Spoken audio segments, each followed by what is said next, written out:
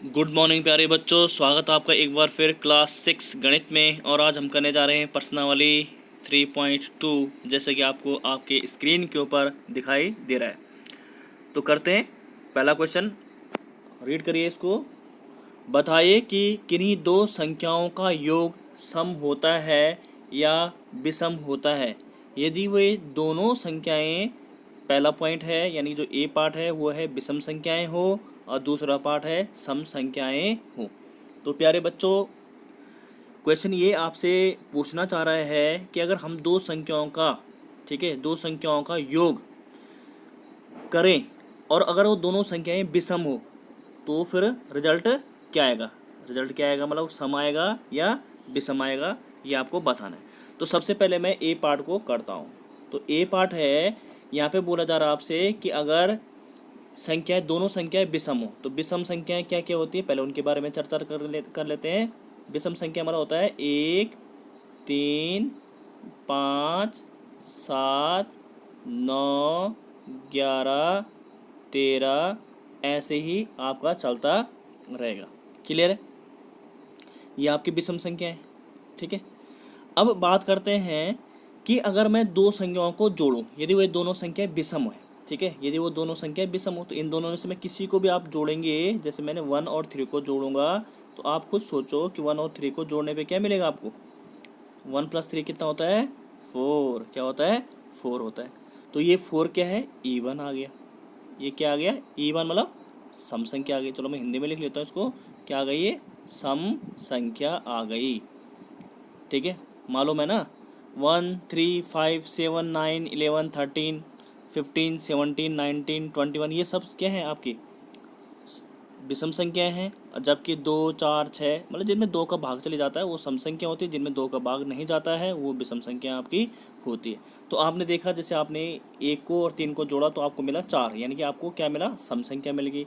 अब आप 3 और 5 को जोड़िए, 3 और 5 को जोड़िए तो क्या मिलेगा आपको, 5 और 3 8। ये भी क्या है, एक सम संख्या है। क्या है बच्चों, सम संख्या है। ठीक है, आगे भी जोड़ते हैं, आगे हम जोड़ते हैं। जैसे अभी मैंने 3 और 5 को जोड़ा, अब मैं 5 और 7 को जोड़ देता हूँ।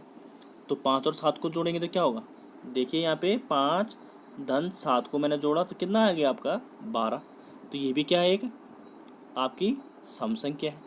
ठीक है, तो इसका मतलब ये हुआ कि अगर मैं दोनों संख्याओं को विषम लूँ, जैसे मैंने 5 भी विषम लिया और 7 को भी विषम लिया, क्या लिया प्यारे बच्चों, 7 को भी क्या ले लिया, विषम ले लिया, और 5 को भी मैंने विषम लिया, तो आपको क्या मिल गया, 12 मिला, जो कि एक सम संख्या है। आपने ऐसे ही 1 और 3 को जब जोड़ा था तो वहाँ पे भी आपको 4 मिला था, यानी कि वो भी एक सम संख्या मिली थी। ठीक है, तो इसका मतलब हम ये निर्णय पे पहुँचे हैं कि अगर दो विषम संख्याओं को जोड़ा जाए तो आपको हमेशा क्या मिलने वाला है, सम संख्या ही मिलने वाला है। इस एक्टिविटी को बच्चों आप और संख्याओं के साथ भी कर सकते हैं, कोई ज़रूर नहीं है कि 1, 3 जैसे मैंने लिया था 1, 3, 5, 7। ठीक है, आप और भी नंबर ले सकते हैं, तो आपको हमेशा क्या मिलेगा, सम संख्या ही मिलेगी, यानी कि आपको हमेशा इवन नंबर ही मिलेगा। क्लियर है।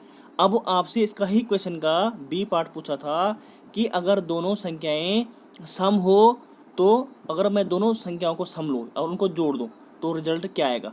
तो चेक कर लेते हैं। अब मैं क्या करूँगा, इसका बी पार्ट में जैसे बोला था कि अगर मैंने सम संख्या क्या होती है पहले उनके बारे में चर्चा कर लेते हैं, जिनमें 2 का भाग आसानी से चले जाता है। ठीक है, 2, 4, 6, 8, 10, ऐसी 12, 14, ये आपको पता है। ठीक है, मैं डैश डैश छोड़ रहा हूँ। ठीक है प्यारे बच्चों, अब आपने को पूछा जा रहा है क्वेश्चन में कि अगर आप दो संख्याओं को जोड़ें और दोनों संख्या क्या है, वो सम है।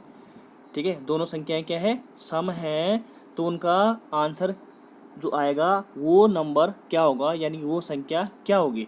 तो आप यहाँ पे देखेंगे कि अगर मैं 2 और 4 को जोड़ूं यानी कि 2 + 4 करूं तो आपको क्या मिलने वाला है, क्या मिलने वाला है, 6। और 6 क्या है यहाँ पे, आपने अभी भी देखा है 6 क्या है यहाँ पे, 6 एक क्या है, सम संख्या ही है। क्लियर है। अगर ऐसे ही प्यारे बच्चों मैं 4 और 6 को जोड़ूं तो 4 और 6 को जोड़ें, दोनों सम संख्या है, तो आपको मिलेगा 10। तो यहाँ पे भी क्या मिलेगा आपको, सम संख्या ही मिलेगी। क्या मिलेगी, ये आपको क्या मिल रही है, सम संख्या ही मिल रही है। तो इसका मतलब क्या हुआ कि इस क्वेश्चन का जो आंसर होगा प्यारे बच्चों वो क्या होगा, जो ए का उत्तर होगा वो उत्तर होगा आपका, आपको क्या मिलेंगे जब आप दो संख्याओं को जोड़ेंगे और दोनों संख्या विषम हो तो आपको तब भी क्या मिलेगा, सम संख्या मिलेगी। और अगर दोनों सम संख्या हैं उनको आप जोड़ेंगे तब भी आपको क्या मिलेगी, सम संख्या ही मिलेगी। क्लियर है? तो होप कि आपको ये पहला क्वेश्चन क्लियर हुआ होगा। तो बढ़ते हैं नेक्स्ट क्वेश्चन की और। तो बच्चों आपके स्क्रीन के ऊपर दूसरा क्वेश्चन आ चुका है। बताइए कि निम्नलिखित में से कौन सा कथन सत्य है और कौन सा क्वेश्चन असत्य है, यानी कि सत्य यानी ट्रू और आपको क्या बताना है, फॉल्स।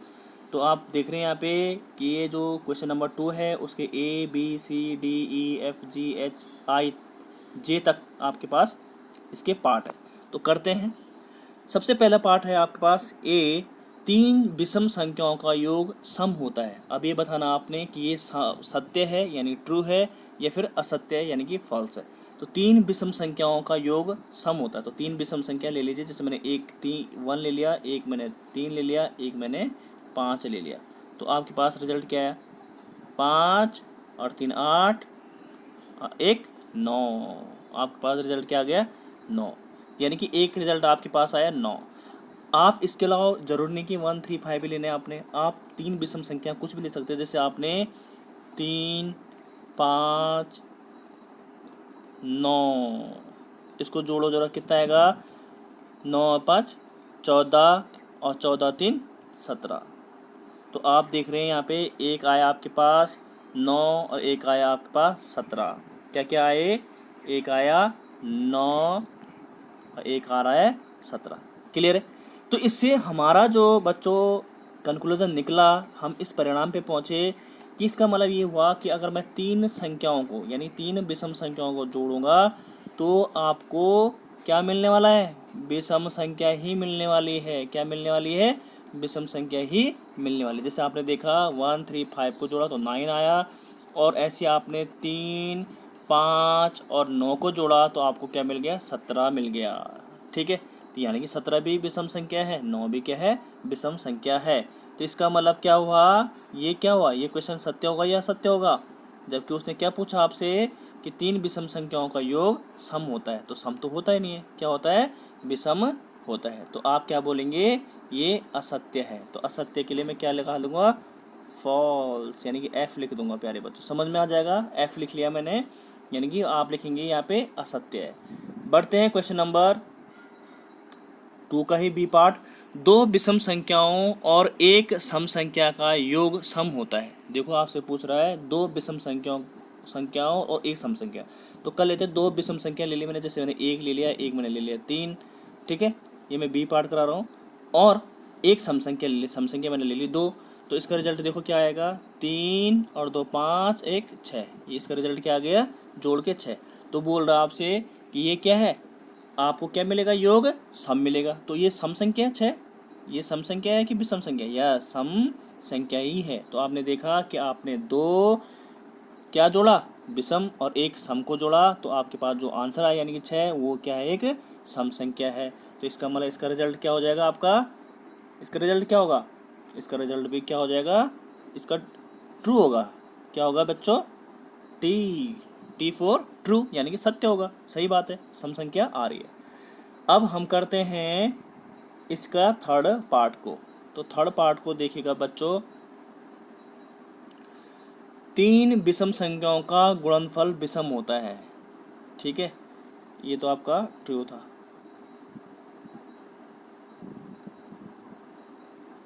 ठीक है, तीसरा क्वेश्चन है, 3 विषम संख्याओं का गुणनफल विषम होता है। तो 3 कर लीजिए, सी पार्ट को करेंगे, 3 विषम संख्या। तो 3 विषम संख्या एक एक है, सपोज मैंने एक 3 ले लिया, एक मैंने 5 ले लिया, इनका गुणन, तो गुणन कर लो, यानी गुणा कर लो। तो कितना हो जाएगा, 5 3 जा 15 और 15 1 जा 15, यानी 5 3 15 और 15 एकम 15।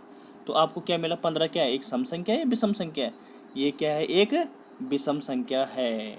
तो इसका मतलब आपका जो सी आंसर होगा वो भी क्या हो जाएगा, ट्रू हो जाएगा। क्या हो जाएगा प्यारे बच्चों, ट्रू हो जाएगा। क्या हो जाएगा, ट्रू हो जाएगा, क्योंकि आपका क्या आ गया आंसर, 15 आया। तो इसका मतलब ये क्या होगा, आपका ट्रू होगा। क्लियर है? बात समझ में बात आई। अब देखिए इसका डी पार्ट। यदि किसी सम संख्या को 2 से भाग दिया जाए तो भागफल हमेशा विषम आता है। विषम भागफल सदैव विषम आता है। तो आपसे पूछा जा रहा है कि यदि किसी सम संख्या हो, मतलब जैसे वो सम संख्या 6 है, ठीक है। अब आपने उसको किससे 2 से भाग दे दिया, तो 2 से भाग ऐसे देते हैं। चलो आपको भाग में बता देता हूँ कैसे करते हैं।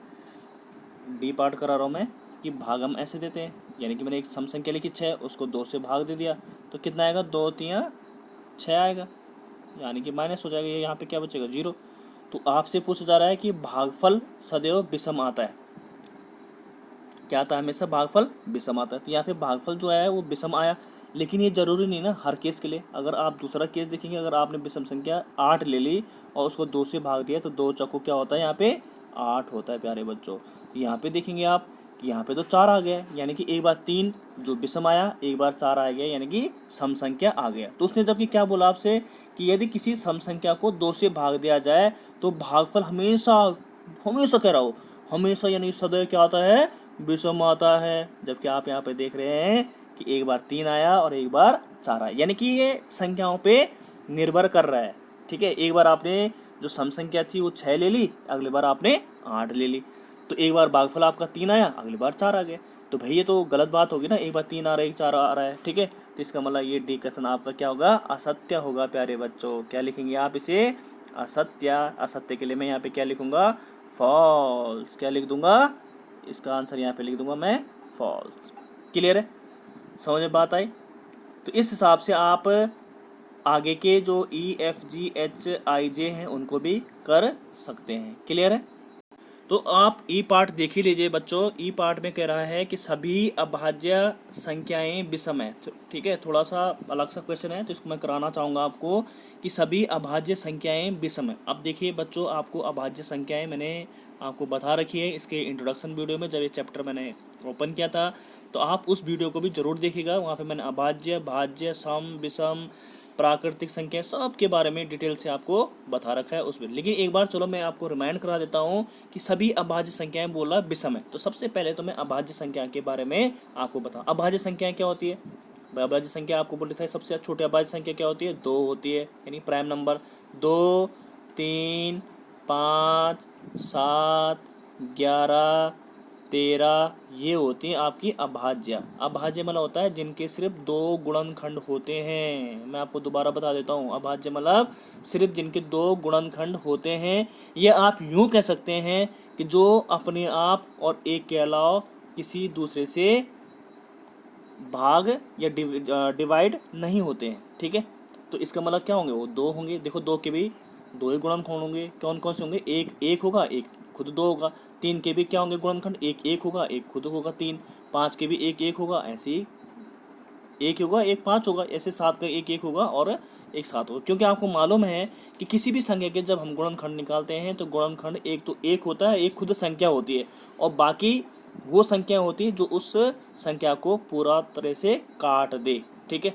तो बात करते हैं यहाँ पे अभाज्य संख्या की। तो अभाज्य संख्या मैंने ये लिख ली प्यारे बच्चों, क्लियर है। अब यहाँ पे आपसे पूछा जा रहा है कि सभी अभाज्य संख्याएं विषम है, बोला क्या बोल रहा है, विषम है।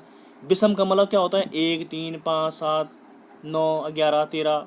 तो यहाँ पे तो आप देख रहे हैं कि सबसे पहला ही इसका जो ओपनिंग पार्ट है वहाँ पे आप देख रहे हैं बच्चों 2 आ गया। तो 2 तो क्या होता है, एक सम संख्या होती है। तो ये तो भैया गलत हो गया तो मामला। तो हम इसको क्या बोल सकते हैं कि इसका मतलब ये जो बोल रहा है स्टेटमेंट जिसने दिया है कि सभी अभाज्य संख्याएं विषम होती हैं, ऐसा नहीं है। सभी अभाज्य संख्याएं विषम नहीं होती क्योंकि उसमें 2 भी है और 2 क्या एक सम संख्या है। तो इसको मैं लिखूंगा फॉल्स। क्या कर दूंगा प्यारे बच्चों, फॉल्स। क्लियर है। ऐसी आप दूसरे पार्ट भी कर सकते हैं। तो उम्मीद करता हूँ कि आपको ये वीडियो क्लियर होगी, आपको ये पूरा तरह से समझ में आएगा ये एपिसोड। बच्चों अगर आप पहली बार मेरे चैनल में हैं तो इसको ज़रूर सब्सक्राइब करेगा, शेयर करेगा और लाइक भी करेगा। Thank you so much.